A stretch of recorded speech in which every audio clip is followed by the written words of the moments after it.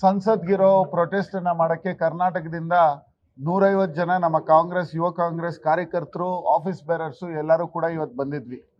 ಏನು ನಮ್ಮ ರಾಷ್ಟ್ರದ ಮೋಸ್ಟ್ ಸೇಫೆಸ್ಟ್ ಪ್ಲೇಸ್ ಆಗಿರಬೇಕು ನಮ್ಮ ಸಂಸದು. ಆ ಸಂಸದ್ ಮೇಲೆ ಇವತ್ತು ಅಟ್ಯಾಕ್ ಆಗಿದೆ.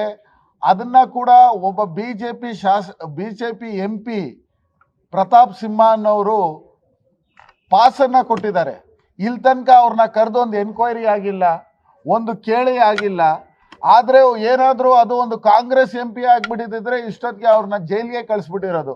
ಅದರಲ್ಲೂ ಅವ್ರು ಏನೋ ಮುಸ್ಲಿಂ ಆಗಿಬಿಟ್ಟಿದ್ರೆ ಇದಕ್ಕಿಂತ ಜಾಸ್ತಿ ಇಡೀ ಭಾರತದ ಮೇಲೆ ಟೆರರಿಸ್ಟ್ ಅಂತ ಸ್ಟಿಚ್ ಮಾಡಿರೋರು. ಆದರೆ ಒಬ್ಬ ಬಿಜೆಪಿನ ಸಂಸದ MP ಪ್ರತಾಪ್ ಸಿಂಹನಿಗೆ ಪಾಸ್ ಕೊಟ್ಟಿದ್ದಾರೆ. ಇಲ್ಲಿ ತನಕ ಒಂದೇ ಒಂದು ಎನ್ಕ್ವೈರಿ ಆಗಿಲ್ಲ. 139 ಆಪೋಸಿಷನ್ MPsನ ಸಸ್ಪೆಂಡ್ ಮಾಡಿದ್ದಾರೆ ಇದೇ ಪಾರ್ಲಿಮೆಂಟಲ್ಲಿ. 139 ಜನನ್ನ ಸಸ್ಪೆಂಡ್ ಮಾಡಿದ್ದಾರೆ.